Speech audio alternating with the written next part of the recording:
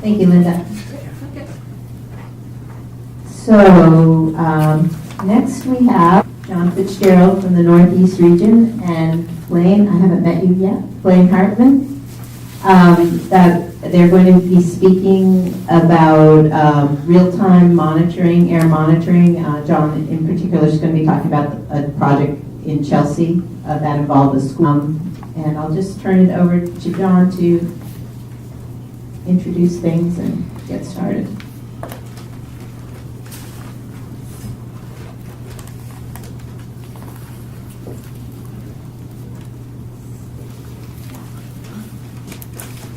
Thank you. Tag team with Blaine.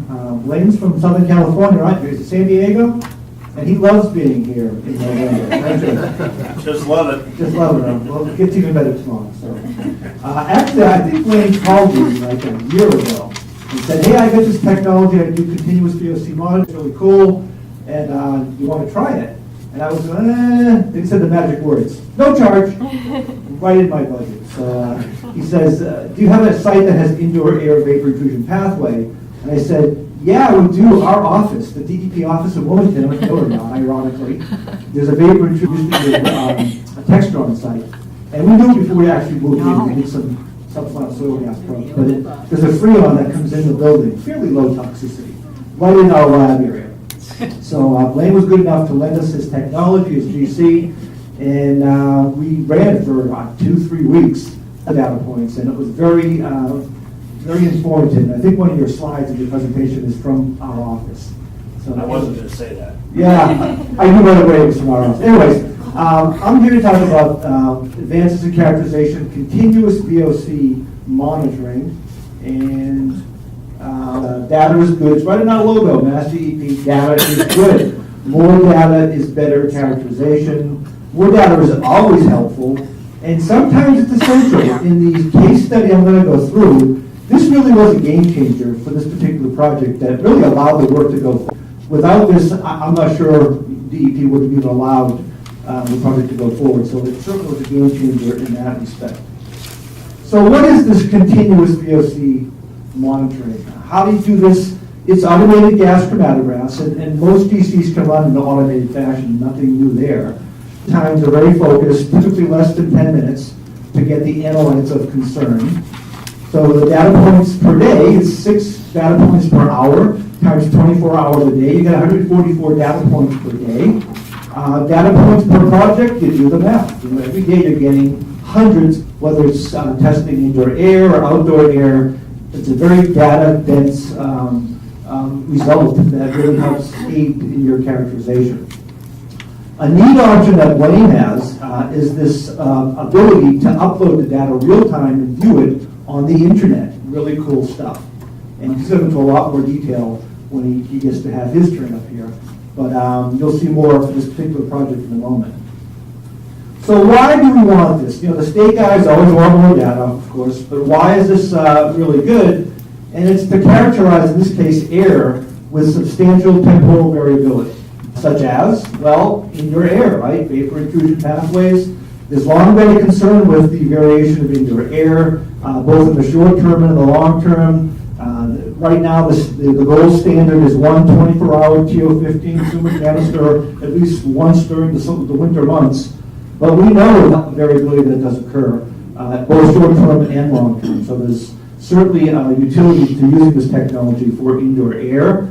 And actually, because I knew of what it could do, we applied this as well to outdoor air and to remediation projects. I'm not sure if this has been done before, Blaine. Were we the first to use this for outdoor type activities, or? Yeah, I can't think of a site where we've done outdoor air before. Number one. So anyways, we used this for a project, wasn't necessarily indoor air, but it was for a project where there was remediation being done near essentially reception infiltrating into the building of concern. And here it is here. It's Chelsea High School in Chelsea. And you can see to the west of that, Chelsea High School, is a now big vacant lot. For 100 years, it was a clock factory that did manufacturing. And they left behind some presents, TC in soil, up to 11,000 milligrams per kilogram. So there was a desire from a developer to put up a nice big building there. And to do that, they would have to do the remediation ahead of time to get rid of the contaminant. And that caught our interest, of course, because if the wind is blowing in the right direction, the site is right on the school. It's immediately adjacent to the school. And in this area, the wind blows from the west a lot.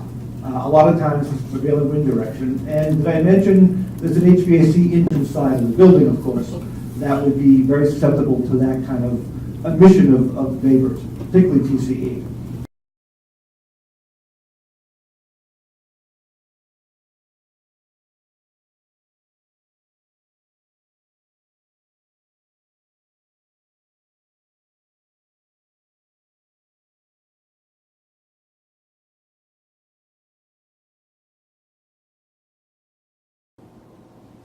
So the work was to be done as a RAM, of course. Everything's done as a RAM.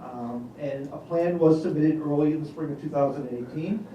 The initial proposal was to monitor the vapor emissions with a PID only. Now DEP said, don't think so. That's not good enough. Given the amount of TCE here and the sensitive receptors, you've got to use on-site gas chromatographs to do monitoring of the fence line as well as the indoor air in the school should the fence line monitoring show that there's potential concern. The criteria that we established at that time was that TCE value at the fence line more than 24 micrograms per cubic meter would trigger the need to test the indoor air of the school, and any result inside the school in excess of 24 micrograms per cubic meter of TCE would be an imminent hazard condition that would require immediate attention. A lot of effort was put into controlling vapors by the project proponents.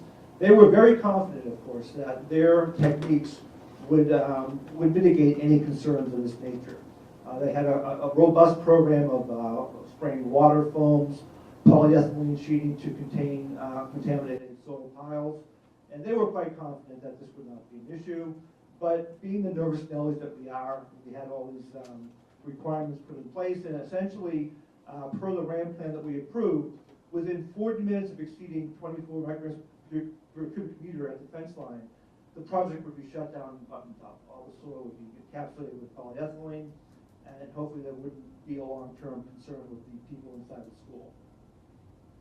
All right, so the RAM began on April 9th. Excavation begins. April 18th, they started hitting heavy pockets of TCE contamination at the site, and they detected more than 200 micrograms per cubic meter of TCE at the fence line. April 19th, that went to 4,000 micrograms per liter per cubic meter at the fence line, and they went across the street and they were getting more than 600 right outside the school building. April 19th, later on the day, DEP rushed down to the site, got our own air samples inside the school, tested them immediately, and we found up to 79 micrograms per cubic meter of TCE inside the school building. That caused the school building to be evacuated, and the construction job was shut down for some period of time because we needed to have a plan B. We did not want to do this again. We did not want to shut the school down or the school. So we basically said we needed a different way of doing this. We basically gave the developer two options. One was to do the work under containment and negative pressure, containment structure with negative pressure to treat the off gases for TCE. The other option was to do continuous indoor air monitoring for TCE inside the school with real-time upload to the internet for immediate viewing by DEP and school officials to see what was going on. They chose the second option, the continuous indoor air monitoring. So they used Blaine's technology. They employed a gas chromatograph with an electron capture detector, an SRI brand, to the school. There was an 8-minute sample run. We were focusing only on TCE. That was really the controlling element out here. So 8-minute run to quantify TCE. There were 4 sampling ports established on the GC, which allowed for 4 different locations to sample the air. One was the cafeteria, another one was a 3rd floor area, a third one was outside air just outside the school, and the 4th one was a check standard at around 1 ppb or around 5.4 micrograms per cubic meter of TCE. So that was run every 4 samples. They ran the check standard. And I'm a big proponent of this check standard business. Even though the GCs, and this GC here was very stable, we've been involved in a number of projects where people are not running daily check standards, and we've found problems to exist. You have to challenge any instrument, whether it be a PID, or a GC, or a canary, whatever, that it's actually functioning as you think it is, at least on a daily basis. Here, it was done every 4 samples. We also felt comfortable at DEP to institute less conservative action levels. Now that we have this real-time continuous sampling, we don't need to be conservative and assume the worst case. We will have the actual information that we can view. So that allowed us to set less conservative criteria, and the criteria that we set was the TCE levels inside the school cannot exceed 8 micrograms per cubic meter over an 8-hour exposure period. That would be a significant risk under our regulations. Also, that no single point could exceed 24 because of the concern that that would likely lead to an exceedance of 8 micrograms per meter over the 8-hour limit. So the work finally resumed on June 21st, 2018, and continued for 2 months until August 23rd. Continuous 24/7 analysis, each port sample every 8 minutes. There were over 8,000 TCE data points for inside the school and outside the school. Work was halted, actually, numerous occasions due to rising TCE levels in the outdoor and indoor airs. You could see it real time. There'd be a spike at the work site. The levels would start climbing up inside the school, and that led to the proponents stopping the job and buttoning up the site. It happened on a number of occasions. But the TCE levels in the school never posed an internet hazard, and the data log can prove it. We're not guessing, we're not speculating, we have the actual data. This is an example of what you get when you go online. You come to a website that has various ways of looking at the data. One way is this running real-time graph of concentration levels. And in this case here, I've superimposed, as the software allows, the outside air, cafeteria, and 3rd floor. And this goes from 6 a.m. to about 3 p.m. on, this is an example, on July 20th, 2018. Just an example. You can see here, on the outside air, there was a spike around 7:30 a.m. on the work site. And that spike was around 12 micrograms per cubic meter. And you can see, as you might expect, the response inside the school. Pretty textbook stuff here. So the cafeteria went to as high as 5.2, and the 3rd floor went as high as 5.8, and then it slowly declined. There were other days where there was a huge spike outside, over 100, which resulted in the job being shut down, but you would see the trailing stuff coming in. Even when the HVAC was shut off, there was still stuff getting into the school. So it was very informative. Also, the software allows you to get an average at any time interval you input. So you can get an 8-hour average over any period of time, and the data will tell you what it is to compare to our limit of 8 micrograms per meter. So it was really helpful, obviously. And again, in this case, we thought it was a game changer for this project to proceed. So in conclusion, the advantages of continuous air monitoring, early warning of rising temp levels in outdoor and indoor air to allow job modifications or shutdown prior to exceeding safe levels. This was huge. It gave us all the confidence and peace of mind that this work was not going to impact the people inside the school. So the peace of mind for building occupants and us nervous Nellies at DEP, who could access the data 24/7 via the web. I did this on weekends as well. I have no life. I would call it up, and I would see what they were doing. And on one weekend, there was something going on. We had a contact. But it was very, very convenient. And again, from the PRP's point of view, I think it eliminates the need to set conservative shutdown and evacuation levels based upon only a few data points. So I think it's kind of a win-win with respect to the regulators and the public in terms of having that peace of mind, having the data. But also, if you're working in the field, with limited data sets, We have to be conservative. We have to assume the worst case. You don't have to do that when you have this data in real time. Question? So John, this was available, I mean, the remediation contractor could sit in their trailer and be watching the same thing, so they could be seeing it and Right, everyone proactive can as see well. this, the remediation, and in fact, I think there were there was emails that went out as well from the software when you exceeded certain levels. So it was really helpful in that regard. Was the remediation approach excavation of VOC contaminated soils? Yeah, the question was it excavation of VOC container soil? Yes. that's what it was. And then, so when they got shut down because you were seeing rising air levels, what approaches did they take to, improve that? What approach they took to do what? To be able to resume work without, continuing to cause. Once they got a spike, what they would do is they would shut the job down, they would cover all exposed soils with polyethylene. They would ensure that the groundwater that was highly contaminated was also not exposing a large amount of that to the ambient air. So, in fact, from our point of view, we didn't care what they did because the job wasn't going to start until the levels went down. So that made them be entrepreneurial to get the results down. How accurate was the GC when we did the continuous monitoring or real-time monitoring? We used the AppSite GCMS to get actual data. So is that, you calibrate that against standards, or is it more Yes, screening? again, there was a standard, a certified standard of about 1 part per billion. So it was run every 4 samples. It's right there. And we get that data, that's also real-time data. You can see, real-time, every 4 samples, what it was reading.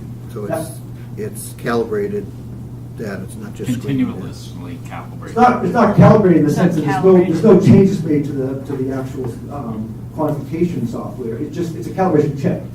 Every 4 samples, it just checks the calibration, that it's still in the proper range of calibration. And it was within like what percentage? I think was the question. Oh, the The percentage? checks, yeah. Actually, this was reading a little bit high, which from my point of view is fine. It's reading high. Over time, in fact, it got a little bit higher. I'm not really sure why. Yeah, there was a drift over the 2 months, but it wasn't really high. If you took the average over the 2 months, it was about 30%, plus or minus 30%, which is what the method allows. TO14 allows 30%. And again, you could be 100% in the high direction. I wouldn't care because you're being conservative. How old is Chelsea High School? I'm not familiar. How old? Is it very old? It looks pretty new. Yeah. Probably, I don't know, 10, 20 years. 20 years. And when they built that project, they know that they were building No, I mean, 20 years ago, they probably wouldn't have thought it would be an issue. And it wasn't an issue really until you started poking around in that area.